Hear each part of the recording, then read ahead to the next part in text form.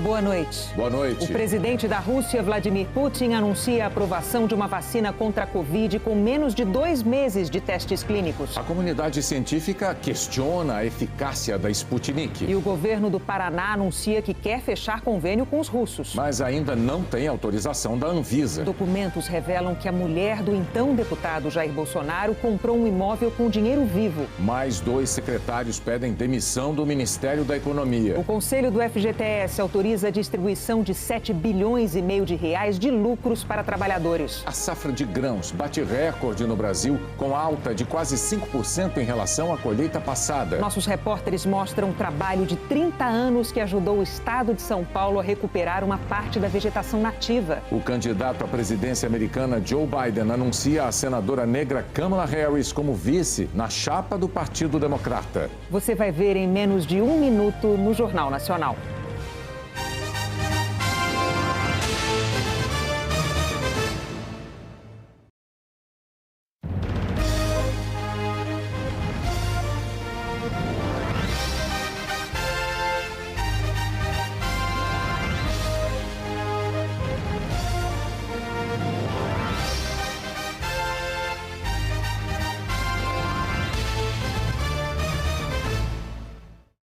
A Rússia se tornou o primeiro país a aprovar uma vacina contra a Covid-19 debaixo de uma desconfiança enorme da comunidade científica internacional.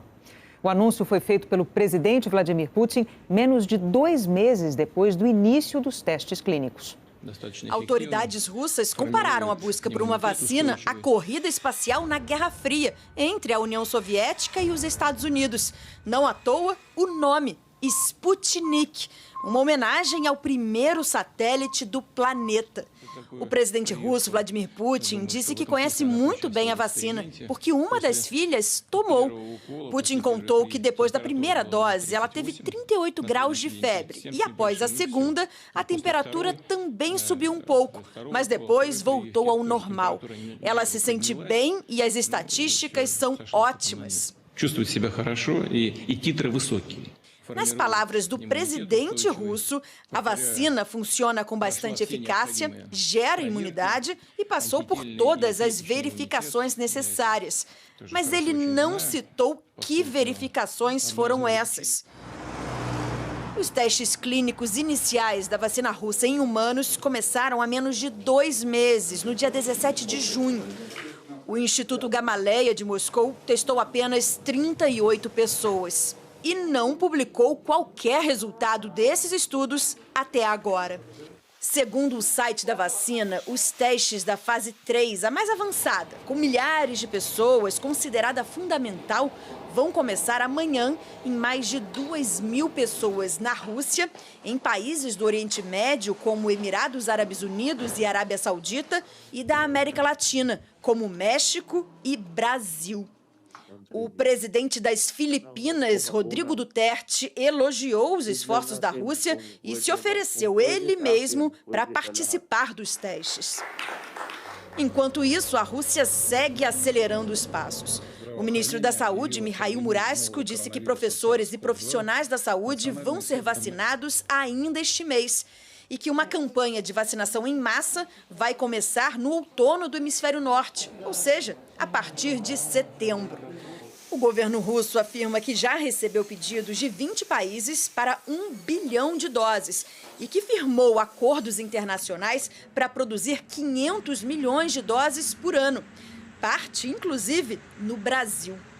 A Associação de Organizações de Ensaios Clínicos, que representa as principais farmacêuticas do mundo na Rússia, pediu o adiamento da aprovação para depois da fase 3. E a revista científica Nature estampou indignação em relação à segurança. A vantagem das outras vacinas, tanto da Sinovac como da Oxford com a AstraZeneca, é que os artigos já foram publicados. E, portanto, nós sabemos qual a segurança e a imunogenicidade dessa vacina. A vacina russa não tem nenhum artigo científico publicado a respeito desse produto. A Organização Mundial da Saúde afirmou que está em contato com as autoridades de saúde da Rússia e que conversas sobre um possível sinal verde da OMS estão em andamento. mas frisou que, para isso, é fundamental uma revisão rigorosa de todos os dados sobre segurança e eficácia. Para a organização, acelerar as pesquisas não pode significar mandar a segurança no espaço. O governo do Paraná negocia um convênio com a estatal russa que produz a vacina. Mas a Anvisa declarou que só autoriza testes aqui se tiver acesso aos resultados das pesquisas na Rússia. A negociação ainda está em fase preliminar. Amanhã haverá uma reunião pela internet entre representantes do governo do Paraná e da Rússia para discutir termos do acordo, que deve incluir repasse de tecnologia para testes e eventual produção da vacina. Após essa tratativa oficial iniciada, iniciamos as tratativas técnicas, sempre pautados pela segurança, pela prudência e pela transparência. O governo do Paraná diz que pretende fazer a terceira e última etapa de testes, que envolve um número maior de voluntários aqui no Brasil. Mas, para que isso aconteça, a Anvisa precisa aprovar um protocolo técnico e também ter acesso aos resultados de testes preliminares já realizados na Rússia. A gente precisa ter certeza que os dados de segurança que já existem foram gerados de acordo com as nossas expectativas e mostraram que a vacina é segura para ser testada numa população maior. A Anvisa não vai liberar um registro de uma vacina se não tiver certeza da segurança e eficácia desse produto por meio dos estudos que foram conduzidos. Se aprovada, a vacina Sputnik será produzida pelo Instituto de Tecnologia do Paraná. De acordo com o presidente do Tecpar, a vacina russa só estaria disponível no estado no ano que vem. Todas as perspectivas estão para o segundo semestre de 2021, dentro de cenários ideais. Segundo a OMS, entre as mais de 160 vacinas em desenvolvimento no mundo, só existem 6 na fase 3, a mais avançada, que é essencial para aprovação. E a Rússia não é uma delas. Um cientista disse uma vez que numa pesquisa, rápido é devagar e devagar é rápido. Quando eles descobrem uma maneira de enfrentar um vírus, precisam testar exaustivamente. Primeiro num laboratório, depois em animais. É um processo de muita tentativa e erro para evitar grandes efeitos colaterais. Mas a resposta imune varia muito, inclusive entre pessoas. Na chamada fase 1, poucos recebem a vacina. Os médicos querem calibrar a dosagem, verificando a reação imunológica de cada um. Uma resposta segura leva à fase 2. A vacina entra no corpo de mais voluntários. Já nessa fase, alguns podem receber uma substância sem efeito para comparação. Na última fase, o teste salta das centenas para milhares de voluntários e há o risco de aparecerem novos efeitos colaterais. Essa é a principal preocupação com a vacina russa. Atualmente, a Organização Mundial da Saúde considera que 6 vacinas diferentes estão na fase 3. A da Universidade de Oxford, do Reino Unido, 3 desenvolvidas na China, uma nos Estados Unidos e outra na Alemanha. Uma das pesquisas mais avançadas do mundo é essa da Universidade de Oxford. Os testes em humanos começaram em abril com 1.077 pessoas. Os da Rússia em junho com 38. A principal diferença não está só na quantidade de voluntários, mas na transparência. A pesquisa de Oxford divulgou os resultados dos testes da fase 1 e 2. Outros cientistas verificaram as informações sobre segurança, imunidade, metodologia e a renomada revista Lancet publicou o estudo. Pedro Folegatti é um dos líderes dos testes clínicos de Oxford. O infectologista brasileiro alerta que seria antiético vacinar a população sem saber se a vacina funciona direito. A gente testa essas novas vacinas em pelo menos de 3 a 5 mil pessoas para que isso possa oferecer para a gente uma oportunidade de identificar qualquer efeito adverso mais raro, por exemplo. E é importante que esses passos eles sejam seguidos antes da gente implementar de forma indiscriminada qualquer vacina. A palavra de Putin não basta para a comunidade científica. Sem uma revisão detalhada, ninguém sabe se uma vacina é a cura, o placebo ou o veneno. Voluntários brasileiros estão participando da última fase de testes de 3 vacinas contra a Covid. A Unifesp é responsável pelos testes da vacina desenvolvida pela Universidade de Oxford e o laboratório britânico AstraZeneca. Se for aprovada, a Fiocruz vai produzi-la aqui. O Instituto Butantan está testando e também vai poder produzir, em caso de aprovação, a vacina do laboratório chinês Sinovac. E a americana Pfizer e a alemã BioNTech Começaram na semana passada os testes com voluntários em São Paulo e em Salvador. O governo da Nova Zelândia voltou a decretar quarentena na maior cidade do país. 4 pessoas de uma família de Auckland contraíram a Covid. A Nova Zelândia chegou a passar 102 dias sem nenhum caso novo. A história da pandemia no Brasil ganhou uma nova informação hoje. A Secretaria de Saúde do Espírito Santo declarou que encontrou anticorpos da Covid numa doação de sangue colhida no dia 11 de fevereiro na cidade de Guarapari. Portanto, 15 dias antes do primeiro caso registrado no Brasil. E segundo a Secretaria Capixaba, a doadora não esteve fora do país. A cardiologista Daniele Batista, do Recife, faz parte do contingente enorme de profissionais de saúde que estão combatendo a pandemia.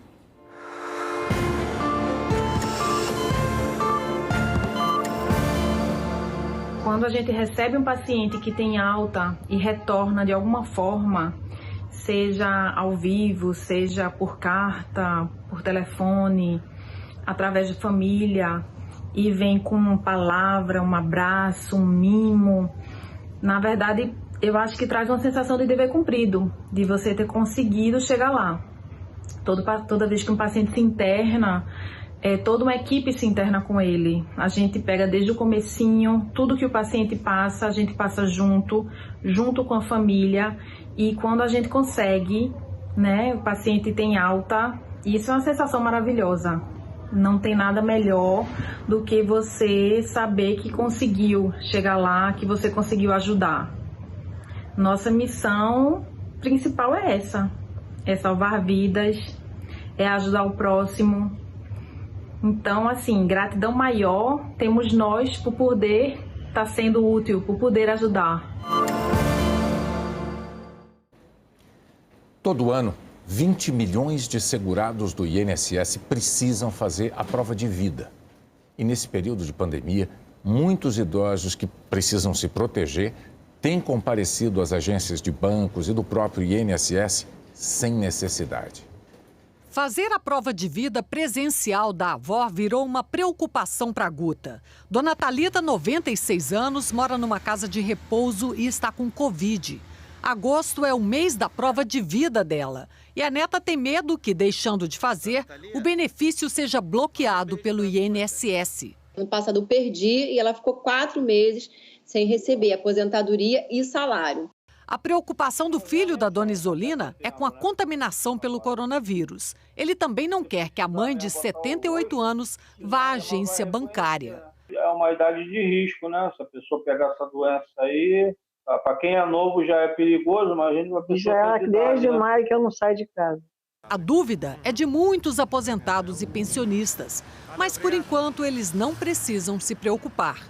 Por causa da pandemia, o INSS suspendeu a obrigatoriedade da prova de vida de março até o fim de setembro. Durante esse período, quem não fizer não terá o benefício bloqueado. Desde março, nós não estamos bloqueando os benefícios que não fizeram a fé de vida no prazo. A ideia é facilitar a vida delas sem que elas tenham que se deslocar ou para uma agência do INSS ou para uma agência bancária. E tem uma outra mudança que já está valendo e que pode ser usada principalmente depois de setembro, quando a prova de vida voltar a ser obrigatória. Até agora, quem não podia ir ao banco fazer a prova de vida fazia uma procuração para que um representante legal recebesse o benefício no lugar dele. O documento era feito presencialmente no cartório e depois ainda tinha que ser registrado no INSS. Por causa da pandemia, esse processo foi facilitado. A procuração pode ser feita pela internet, sem precisar ir ao cartório nem registrar no INSS. A decisão vale por 120 dias. Basta entrar em contato com um tabelião de notas e solicitar que seja feita a procuração por meio remoto. E nessa videoconferência serão dados os poderes para que alguém o represente para fazer a prova de vida junto ao estabelecimento bancário. O Armando, procurador da mãe, já fez a videoconferência com o cartório para tirar a procuração online. Para mim é excelente, entendeu? Porque vai facilitar muitos aspectos da vida do dia a dia, né? E agora a Guta já sabe que não vai precisar tirar a avó de casa para provar ao INSS que Dona Thalita está viva. Menos um sacrifício para ela, né? E a gente consegue resolver as coisas. Vou até avisar a casa de repouso, com certeza, para ajudar. A necessidade de ter uma internet mais rápida para estudar ou trabalhar de casa durante o isolamento social está alimentando o mercado de provedores regionais. Mário já estava acostumado a trabalhar no estúdio de gravação que montou em casa. Mas com a pandemia, o ritmo do home office se intensificou e ele precisou ficar ainda mais conectado. Sempre trabalhei com internet, mas nesse período aumentou muito mais o fluxo, né? E foi preciso realmente ter uma internet com suporte para atender a necessidade não só minha, mas também do cliente. O Mário optou então por trocar o serviço de internet. Buscou uma empresa menor, a chamada Internet de Bairro. Com menos clientes, ele conseguiu ter uma rede mais estável, sem travar tanto e num formato mais personalizado. E ele não foi o único. Muitos brasileiros recorreram a provedores regionais para ter internet banda larga neste período em que passaram a trabalhar e estudar mais em casa. Segundo a Anatel, esses pequenos provedores ganharam 732 mil novos contratos entre janeiro e maio deste ano, um crescimento de 7%.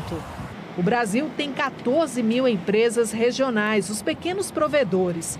Juntas, elas têm 33% do mercado de internet fixa no país. Essas empresas elas se especializaram no atendimento de comunidades em pequenos municípios, em municípios de médio porte e também em bairros que não eram tradicionalmente atingidos por operadoras de grande porte. Então, num período em que a economia entra em crise, que as pessoas foram forçadas a mudar de hábitos, nós vimos um serviço crescendo na contramão da economia. Foi o que aconteceu com Emanuel, que em tempos de pandemia está se dividindo entre momentos de lazer e de trabalho sem sair de casa. A demanda de internet ela foi assim, numa necessidade básica como água, luz, que a gente tem hoje numa necessidade básica. Este provedor, com sede em Fortaleza, já oferece o serviço para 50 mil clientes no Ceará, em Pernambuco e no Pará. Eu acredito que a gente cresceu em torno de 25% a 30% o número de clientes, né,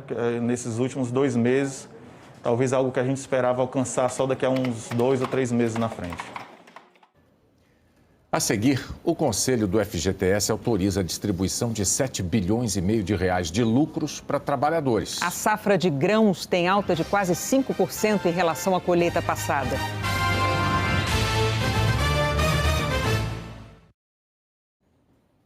O conselho que administra o FGTS vai distribuir entre os trabalhadores parte do lucro que o fundo teve no ano passado.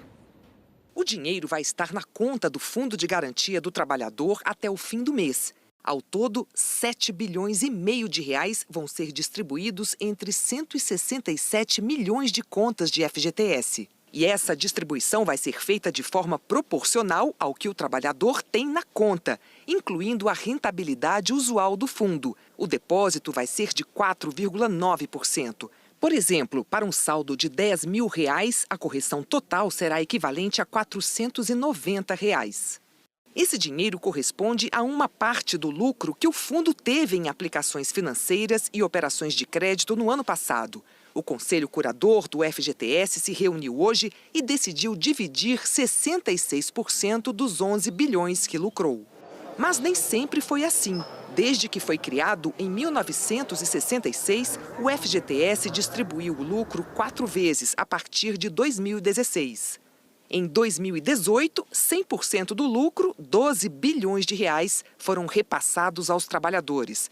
Mas no ano passado, o presidente Jair Bolsonaro vetou a distribuição de 100% do lucro, deixando a decisão para o Conselho do FGTS. Um dos diretores do fundo explicou que esse dinheiro depositado vai ser corrigido e vai fazer com que o dinheiro dentro de cada conta de FGTS tenha, na prática, uma rentabilidade maior do que se estivesse depositado em uma conta de poupança. A nossa ideia é que, dando uma rentabilidade interessante, se a pessoa não precisar sacar ou não quiser sacar, ela pode manter seus recursos no FGTS, porque eles vão estar sendo remunerados de uma forma competitiva também. As regras para sacar o dinheiro do FGTS continuam as mesmas. como demissão sem justa causa, compra de uma moradia própria, aposentadoria. Além disso, durante a pandemia, o governo está permitindo também um saque de até R$ 1.045. O trabalhador também pode optar pelo saque aniversário, sacar parte do dinheiro do fundo todo ano. O Ministério da Economia teve 2 baixas hoje. O secretário de Desestatização, Salim Matar, e o secretário de Desburocratização, Paulo Webel, pediram demissão. Desde o ano passado, 6 integrantes deixaram a equipe. O ministro Paulo Guedes disse que Matar estava insatisfeito com a demora das privatizações e que Webel discordava da estratégia do governo de segurar a reforma administrativa. Esse texto está parado por decisão do presidente Jair Bolsonaro. Ao lado do presidente da Câmara, Rodrigo Maia, Paulo Guedes falou em debandada no Ministério e afirmou que a reação do governo a essa debandada será avançar com as reformas. Se o presidente da República quiser mandar alguma reforma, ela é mandada. Se ele não quiser, não é mandada. Quem manda não é o ministro, quem manda não são os secretários. E o secretário, quando o negócio não estiver andando, ele pode desistir ou ele pode insistir. Então, é simplesmente isso que aconteceu. Em nome da transparência, o Salim hoje me disse o seguinte: a privatização não está andando, eu prefiro sair. E o Webel me disse o seguinte: a reforma tributária não está sendo enviada, a reforma administrativa não está sendo enviada, eu prefiro sair. Esse é o fato, essa é a verdade. Eu não escondo. Então você fala assim, houve uma debandada? Hoje houve. Hoje houve uma debandada. Em outro momento, o ministro defendeu responsabilidade fiscal nos gastos e, sem citar nomes, afirmou que auxiliares que aconselham o presidente Bolsonaro a furar a regra do teto de gastos estão levando o presidente para uma zona de impeachment. Estamos com dificuldade, estamos sofrendo, estamos sendo atingidos tragicamente, mas estamos atravessando essa onda. E as linhas vitais da economia brasileira estão funcionando. As pessoas não estão só com dinheiro na mão em prateleiras vazias, não, as prateleiras estão cheias, o sistema produtivo está funcionando.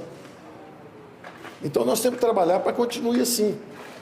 Se nós tentarmos, no ano seguinte, a esse ano, que foi excepcional, seguimos com o padrão de gastos, nós vamos para o caos. E os conselheiros do presidente, que estão aconselhando a pular cerca, a furar teto, vão levar o presidente para uma zona de incerteza, para uma zona sombria, uma zona de impeachment, de irresponsabilidade fiscal. E o presidente sabe disso. Então o presidente tem nos apoiado. O governo pretende cortar mais de 4 bilhões de reais dos gastos com educação no ano que vem. O Ministério da Economia tem até o fim deste mês para encaminhar a proposta de orçamento para o Congresso Nacional. Pelo projeto, os cortes no MEC serão de 18% nas despesas não obrigatórias. A Associação Nacional dos Dirigentes das Instituições Federais de Ensino Superior disse que as instituições não vão conseguir garantir as finalidades de ensino e pesquisa. O Ministério da Economia declarou que a proposta ainda pode sofrer mudanças. Já o MEC afirmou que a crise econômica em consequência da pandemia vai exigir esforço adicional na otimização dos recursos e na priorização das despesas. Quase todos os setores da economia brasileira têm sofrido os efeitos devastadores da pandemia. Mas o agronegócio vive uma realidade diferente, com perspectiva de bater recorde na produção de grãos. O Elone é agricultor há 21 anos em Mato Grosso. Nunca viveu um tempo tão bom no campo. A soja colhida neste ano já está vendida.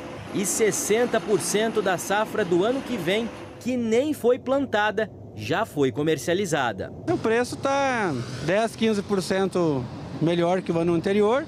E a percentual de venda, uns 20% a mais que tínhamos vendido em anos anteriores. A nossa rentabilidade está na produtividade, nós temos que produzir bem, de forma excepcional. Segundo projeções da Companhia Nacional de Abastecimento, o volume de grãos colhidos no país nesta safra deve ser o maior da história.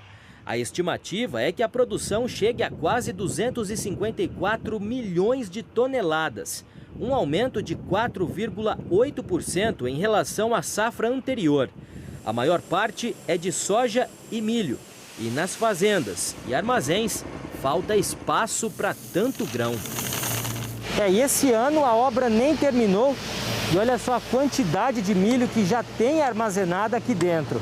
Em anos anteriores, o cereal que não cabia no outro armazém era colocado no chão. Nós estamos falando da maior safra de milho de todos os tempos. Deve passar por aqui, pela nossa unidade, cerca de 160 mil toneladas. Segundo esse economista, o produtor brasileiro está investindo em infraestrutura e qualificação e vem aproveitando o dólar valorizado para vender mais para o exterior.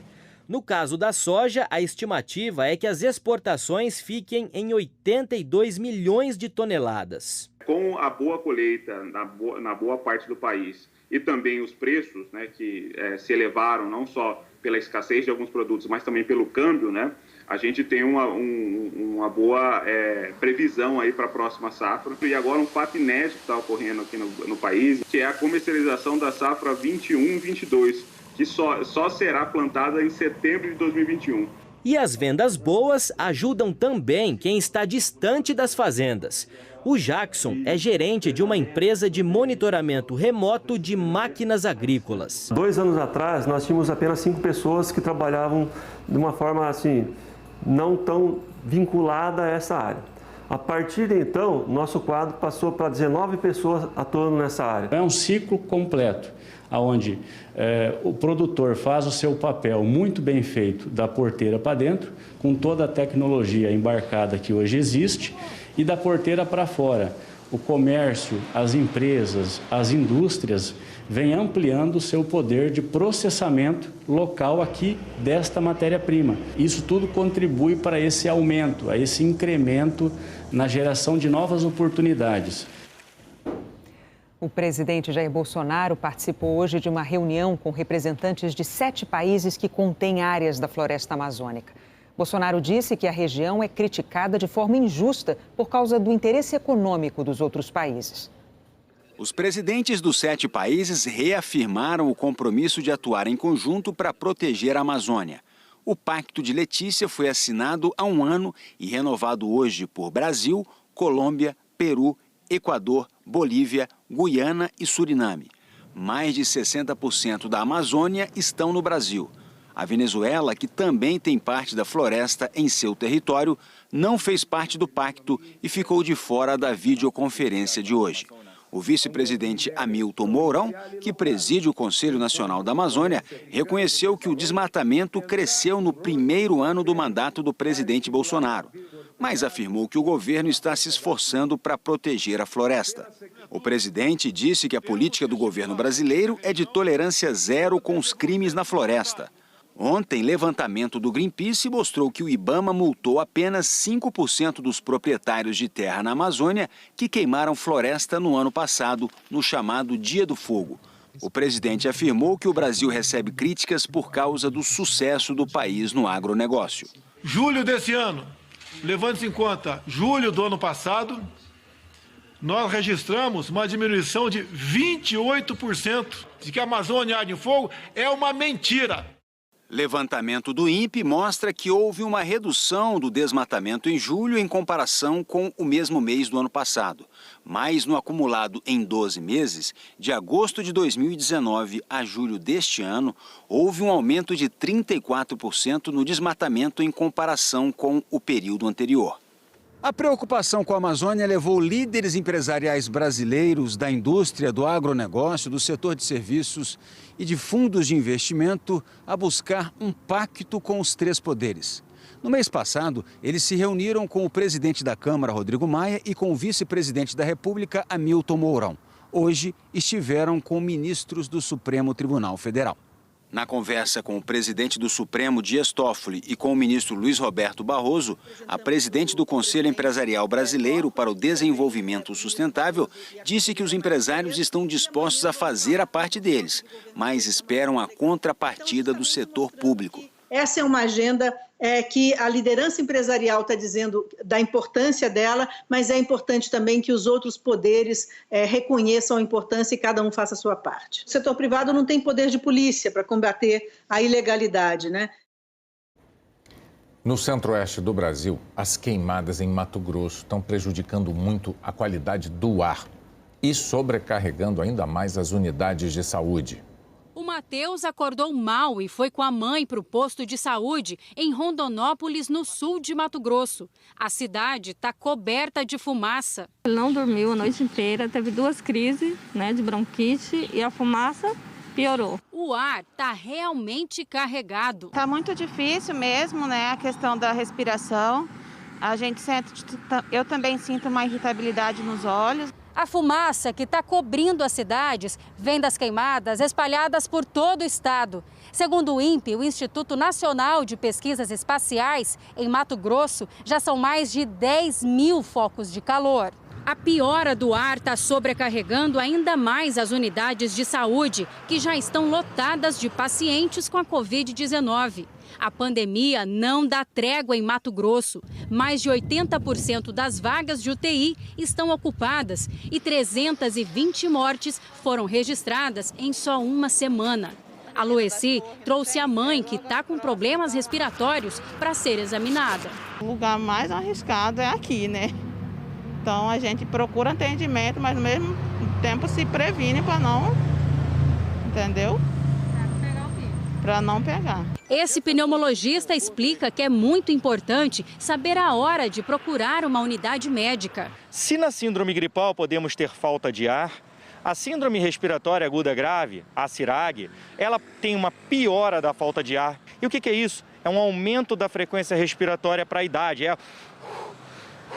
Isso, também é um dos sintomas. Outra dica dos médicos é beber bastante água e, em casa, fazer como a Patrícia, mãe do Matheus. Molhar a toalha, colocar na janela, um baldinho d'água, molhar as calçadas, mas a inalação todos os dias, toda hora, porque a fumaça está demais. O estado de São Paulo conseguiu recuperar uma parte da vegetação nativa. O repórter Nelson Araújo mostra como foi. O antes e o depois da Serra do Mar em Cubatão são um diploma de que o homem pode sim corrigir os erros cometidos na natureza. Olhe o estrago e veja como se recuperou. Eu acompanhei o começo dessa mudança para o Jornal Nacional em 1989. Era um projeto pioneiro de semeadura aérea, se valendo de uma técnica engenhosa para replantar a Mata Atlântica perdida. Em laboratório, sementes de espécies nativas foram embaladas em cápsulas de gel.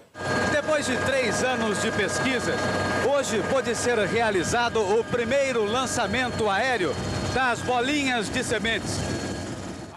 Eu me sinto orgulhosa, bem orgulhosa. Cubatão era conhecida na época como a cidade mais poluída do mundo. Renata Mendonça e Rony Santos eram da equipe que coletou sementes para o reflorestamento. E aqui a gente fez um processo de pesquisa aplicada, que começamos praticamente do zero e chegamos a resultados que hoje vemos aqui, 30 anos depois, 100 quilômetros quadrados foram recompostos em Cubatão. E a experiência, um marco do movimento ambiental, estimulou outras iniciativas nas décadas seguintes. O inventário florestal, que começou a ser feito naquela época, veio mudando de fisionomia. Um mapa de 2000 traz o estado praticamente pelado. O recente mostra que nos últimos 10 anos, o verde nativo aumentou de 4.340.000 para 5.670.000 hectares. A cobertura florestal, que era de 17,9%, foi para 22,9%.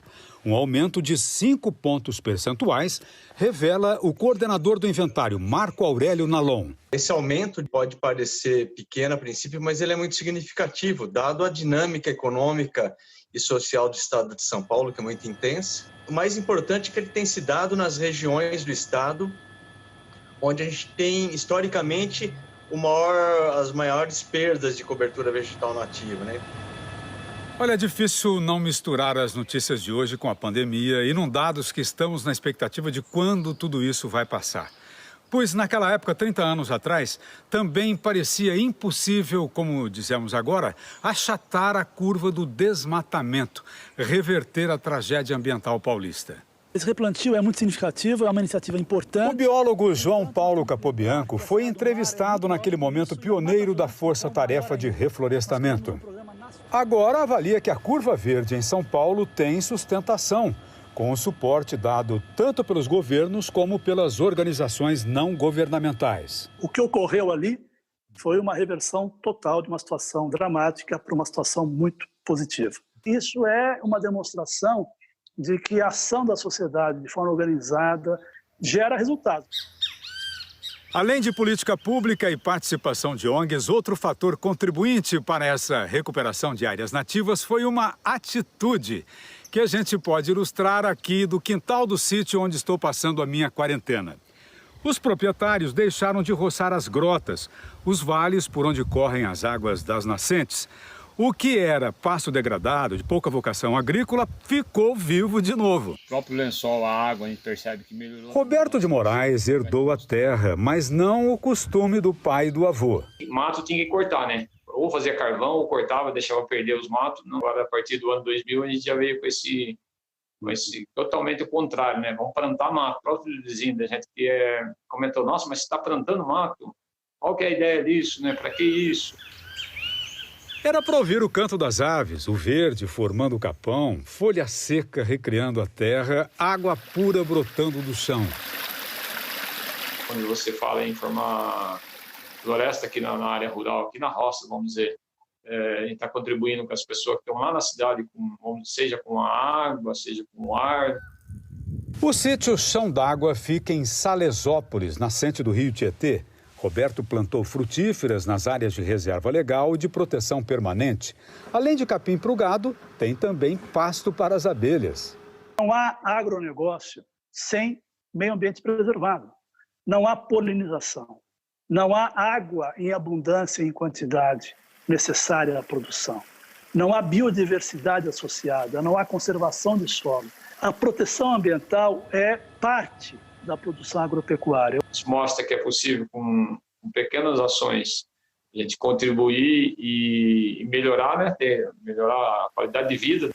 Assim como o Chão d'Água, milhares de propriedades paulistas, grandes e pequenas, viraram a chave do modo depredação para o modo conservação, mostrando como é compatível a produção de alimentos com o respeito à natureza. Nossa, como é bom ver uma reportagem dessa, não? Poxa, viu? Quando a sociedade se organiza, dá para mudar as coisas para melhor, né? É isso, não são sonhadores, as pessoas trazem informação, o resultado está aí vendo. E é muito bom também a gente ver que há 30 anos o Jornal Nacional abordava com tanta seriedade esse tema. Estamos no assunto até hoje e a gente quer agradecer ao Globo Rural que emprestou o talento do Nelson Araújo de volta para o JN para essa reportagem especial. Boa noite, Anne Lotterman. Temos uma boa reportagem com notícia boa aqui antes de você falar da previsão do tempo. E tenho boa notícia também para o sul do país, Bonner. Boa noite para você, para Renata. Boa noite para você também. Está chovendo nesse momento nesta área aqui do Rio Grande do Sul. Olha só, toda essa mancha aqui no mapa são nuvens de chuva. Ela foi provocada por uma frente fria que veio acompanhada de frio. Às 3 da tarde em Porto Alegre fazia 14 graus. Em Santa Maria, 11.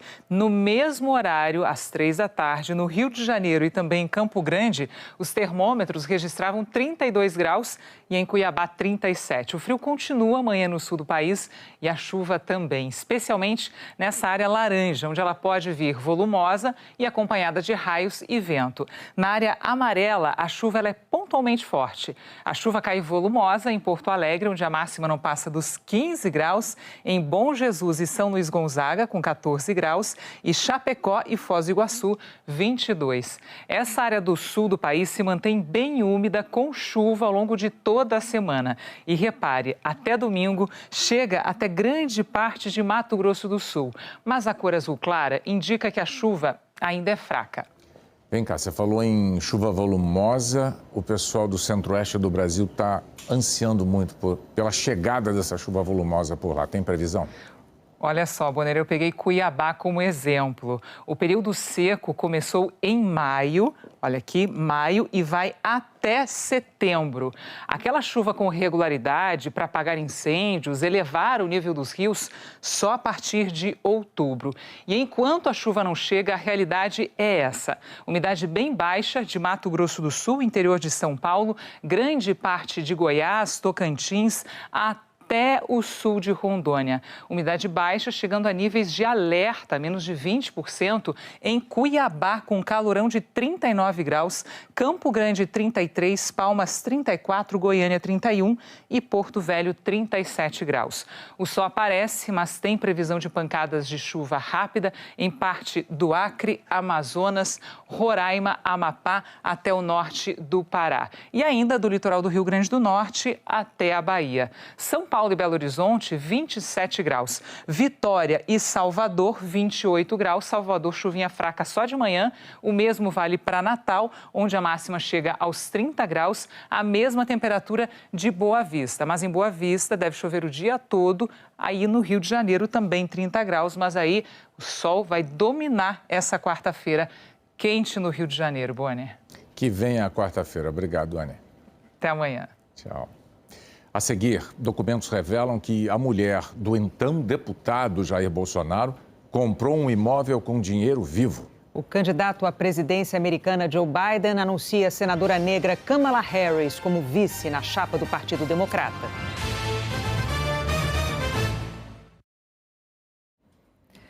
A mulher do então deputado Jair Bolsonaro, Rogéria Bolsonaro, usou dinheiro vivo para ampliar o patrimônio quando era vereadora no Rio. Não foi a única vez que a família fez transações com um volume grande de dinheiro em espécie. Pagamento em dinheiro vivo. E não parece só uma preferência ocasional. É um hábito que atravessa 2 gerações na família Bolsonaro. 22 de janeiro de 1996. O jornal O Globo mostrou hoje que Rogéria Bolsonaro, a primeira mulher do presidente Jair Bolsonaro e mãe de Flávio, Eduardo e Carlos, comprou um apartamento na zona norte do Rio por R$ 95 mil. Em valores de hoje, atualizados pela inflação, são 621 mil. O documento registra que o preço certo e ajustado de 95 mil foi recebido integralmente no ato, através de moeda corrente devidamente conferida, contada e achada certa e examinada pelos vendedores.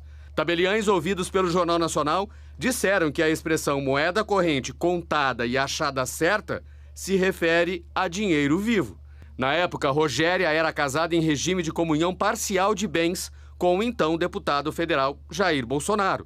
Os dois se separaram 2 anos depois, em 1998.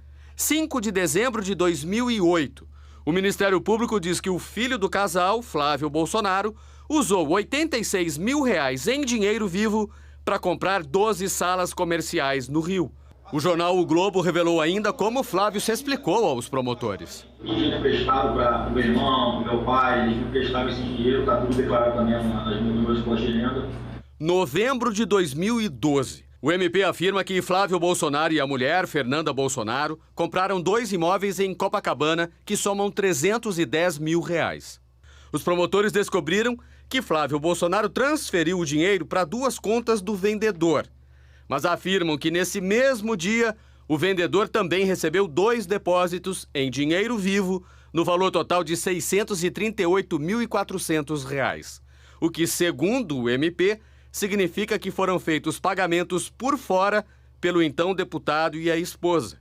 Os 2 imóveis, que oficialmente custaram R$ 310 mil, foram vendidos 1 ano depois por R$ 1.123.000. O Ministério Público do Rio já afirmou que no mesmo período em que supostamente ocorria a rachadinha no gabinete de Flávio Bolsonaro na Assembleia Legislativa, a conta bancária do então deputado estadual recebia depósitos fracionados em série.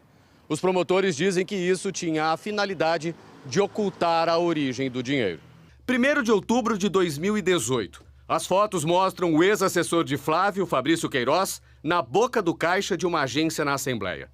Queiroz é acusado de ser o arrecadador dos valores desviados da Alerj. O Ministério Público diz que Queiroz levava um maço de dinheiro para pagar 2 boletos da escola das filhas do parlamentar.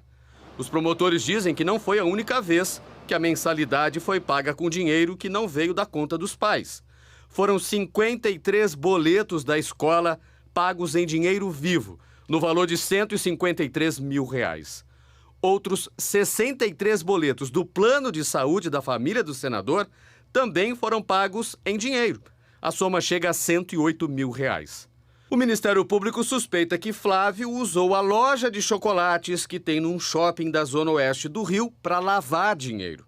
Os promotores dizem que a entrada de recursos na empresa coincidia com datas em que Fabrício Queiroz arrecadava parte dos salários dos funcionários do gabinete. E que entre 2015 e 2018, a loja pode ter ajudado a esquentar o dinheiro que vinha da rachadinha.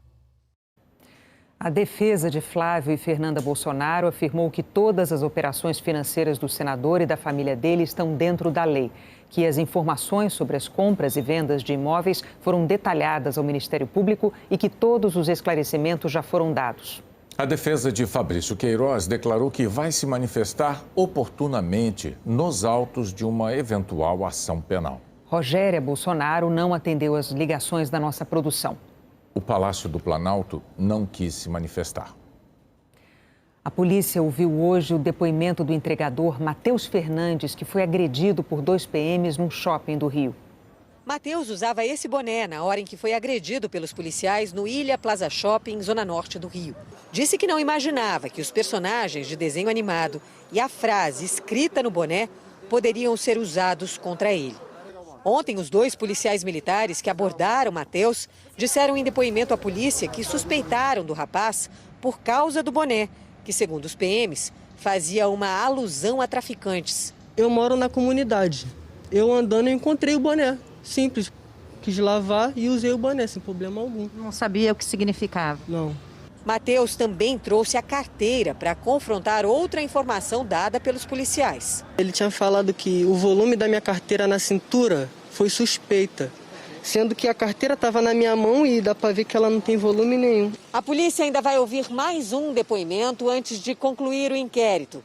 Mas para o delegado, não há dúvidas de que o que aconteceu com o Matheus foi crime de racismo. Para a polícia, o Matheus foi abordado daquela forma em virtude da cor da sua pele. Tenho certeza, se ele fosse um rapaz branco, louro, de olhos azuis e levasse um telefone, um relógio na mão com a nota fiscal, ele jamais seria abordado da forma que foi. Então, estamos investigando o crime de racismo e de abuso de autoridade. O Ministério da Justiça informou hoje que entregou arquivos à Comissão Mista de Controle das Atividades de Inteligência do Congresso, que contém informações sobre o relatório a respeito de servidores públicos ligados a movimentos antifascistas. O presidente da comissão, senador Nelsinho Trade, do PSD, disse que assinou um termo de confidencialidade e que, na semana que vem, vai permitir o acesso de integrantes da comissão ao material. Na semana passada, o ministro André Mendonça participou de uma reunião com parlamentares da comissão. Foi quando ele negou que o documento se trate de um dossiê. O ministro Alexandre de Moraes, do Supremo Tribunal Federal, suspendeu o depoimento do deputado do PSDB, Aécio Neves, à Polícia Federal, que estava marcado para amanhã. Aécio falaria no inquérito em que é investigado por irregularidades na construção da cidade administrativa na época em que era governador de Minas Gerais. Alexandre de Moraes determinou que ele só seja ouvido depois que a defesa tiver acesso integral às delações premiadas. A defesa de Aécio Neves afirmou que o STF garantiu acesso à íntegra do inquérito e que não foi apresentada prova que vincule Aécio a qualquer irregularidade. A líder da oposição de Belarus anunciou hoje que fugiu para a vizinha Lituânia por temer pela segurança dos filhos. Svetlana Tikhanovskaya desafiou o presidente Alexander Lukashenko na eleição presidencial. Depois de anunciada a vitória de Lukashenko, manifestantes tomaram as ruas da capital Minsk e acusam o governo de fraudar a votação. 2 pessoas morreram em confronto com a polícia. Documentos a que a agência de notícias Reuters teve acesso indicam que autoridades de segurança do Líbano alertaram no mês passado o primeiro-ministro e o presidente sobre as 2.750 toneladas de nitrato de amônio armazenadas no porto de Beirute. Os relatórios mostraram que o material representava risco à segurança e que poderia destruir a capital. Uma semana depois da explosão, detritos e entulho ainda estão espalhados pela área devastada. 171 pessoas morreram, mais de 6 mil ficaram feridas. Os protestos voltaram às ruas e o governo renunciou. O candidato do Partido Democrata à presidência dos Estados Unidos, Joe Biden, escolheu uma senadora negra para vice na chapa que vai disputar a eleição em novembro. Kamala Harris tem 55 anos e uma carreira construída no judiciário. Foi promotora de justiça e procuradora-geral na Califórnia antes de se tornar a segunda mulher negra a ser eleita senadora em 2016. É filha de mãe indiana e pai jamaicano e, em um momento de ebulição racial nos Estados Unidos, vinha sendo cotada como a favorita para a dobradinha com Joe Biden. Agora vai ser a primeira negra da história dos Estados Unidos a concorrer à vice-presidência e a terceira mulher a disputar o cargo por um dos dois principais partidos. Mas no começo da campanha, ela e Biden não pareciam ter chances de terminar num bom relacionamento. Kamala Harris disputou as primárias do Partido Democrata e foi uma crítica contundente do adversário. Durante um debate, Harris fez um dos mais duros ataques que Biden sofreu durante a campanha. Ela o criticou por ter defendido a reputação de dois senadores que pregavam a segregação racial. Desde que abandonou as primárias, Kamala Harris intensificou as críticas ao governo Trump. Em março, declarou apoio a Biden e passou a defender publicamente o ex-vice-presidente. Se tornou uma das vozes mais ativas no Senado quando os protestos pelo fim do racismo começaram no país em maio. Caminhou com manifestantes e defendeu a reforma da polícia. Em sua agenda também está o meio ambiente. No ano passado, durante as queimadas na Amazônia, ela criticou o presidente Jair Bolsonaro. Trump não deve buscar um acordo comercial com o Brasil até Bolsonaro reverter suas políticas catastróficas e lidar com os incêndios. Hoje, depois do anúncio da chapa que vai concorrer contra Donald Trump e o vice Mike Pence em novembro, a candidata escreveu: Joe Biden pode unir o povo americano porque ele passou a vida lutando por nós e, como presidente, ele construirá uma América à altura dos nossos ideais. A seguir, o retrato da pandemia nos estados brasileiros.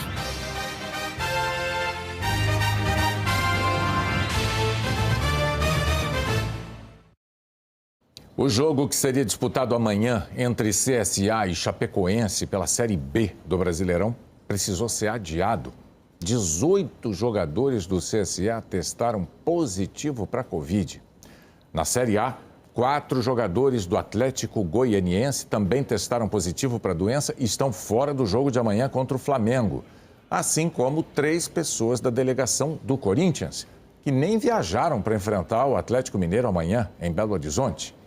A CBF alterou o protocolo de segurança das competições nacionais depois que 10 jogadores do Goiás testaram positivo para a Covid antes da partida contra o São Paulo, na estreia do Brasileirão. Esse jogo também foi adiado. A gente vai saber agora como estão os números atualizados da pandemia aqui no Brasil, com os dados coletados pelo consórcio de veículos de imprensa. Boa noite, Márcio. Oi, Renata. Boa noite para você, para o Bonner. Boa noite a você que está em casa. Nas últimas 24 horas, as secretarias estaduais de saúde registraram 1.242 mortes nas últimas 24 horas, levando o total de óbitos por Covid-19 no Brasil para 103.099. Nós temos também, atualizado pelo consórcio de veículos de imprensa, o número de novos casos foram 56.081 e o total de casos no Brasil, desde o começo da pandemia, está em 3.112.393. Vamos agora à média móvel de mortes. Nós temos aqui o número de 1.000. 1.000 mortes em média por dia nos últimos 7 dias. Isso representa uma queda de 4% em relação à média móvel de 14 dias atrás. A média diária de novos casos nos últimos 7 dias está hoje em 43.474, uma queda de 6% em relação à média de 14 dias. Tanto para os casos quanto para os óbitos, Renata, permanecemos em estabilidade. Márcio, você disse que tinha informações para destacar no estado do Amazonas e em São Paulo.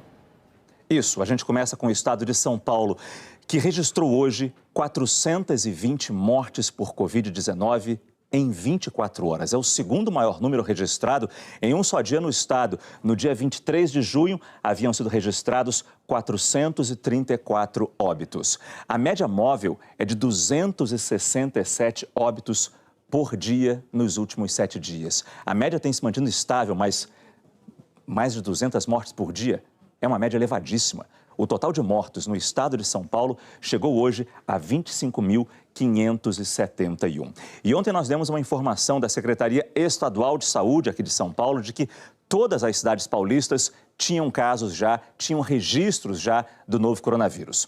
Hoje, a Prefeitura de Santa Mercedes, no extremo oeste do estado, uma cidadezinha com 3 mil habitantes, explicou que não tem nenhum caso entre os residentes, só o de um ex-morador que já se mudou de lá. Assim, dos 645 municípios do estado de São Paulo, apenas Santa Mercedes não tem qualquer registro de Covid. E agora um destaque para o Amazonas, que estava entre estabilidade e queda desde o dia 9 de julho e desde ontem está aparecendo no grupo de estados com óbitos em alta. A Secretaria de Saúde de Manaus disse que está revisando as causas de mortes não esclarecidas que ocorreram no auge da pandemia no estado, que ocorreu entre abril e junho. 18 mortes que entraram nas estatísticas ontem foram exatamente desse período. A alta nos óbitos no Amazonas, então, precisa ser observada, porque pode não ser um crescimento da doença no estado, mas sim um ajuste nos registros. Vamos ver, então, no mapa como é que estão os estados brasileiros, começando com o grupo de estados com óbitos em alta. 7 estados estão neste grupo: Santa Catarina, Minas Gerais, Mato Grosso do Sul, Amazonas, como acabei de falar, Amapá, Tocantins e Bahia. As maiores altas foram registradas no Amapá e em Santa Catarina. O Amapá estava em estabilidade e agora veio para o grupo de alta. 9 estados e o Distrito Federal estão com estabilidade, quer dizer, a média diária de mortes não variou muito, nem para cima, nem para baixo, quando comparada com a média de 14 dias atrás. São os estados do Paraná, Rio Grande do Sul, Espírito Santo, São Paulo, Distrito Federal, Goiás, Mato Grosso, Pará, Pernambuco e Piauí. O Pará estava em queda e hoje veio para a estabilidade. O Rio Grande do Sul e São Paulo estavam em alta e vieram para a estabilidade. Aliás, o Rio Grande do Sul estava em alta desde o começo de julho. 10 estados estão com redução na média diária de mortes. São eles o Rio de Janeiro, Acre, Rondônia, Roraima, Alagoas, Maranhão, Ceará, Paraíba, Rio Grande do Norte e Sergipe. As maiores quedas foram em Roraima e no Acre. O Rio Grande do Norte estava em estabilidade e agora está no grupo de estados em queda. Você encontra o mapa detalhado do seu estado, o gráfico do seu estado, em g1.com.br/coronavírus. Renata Bonner. Obrigada, Márcio. O Jornal da Globo hoje é depois de tapas e beijos. Boa noite. Boa noite, até amanhã.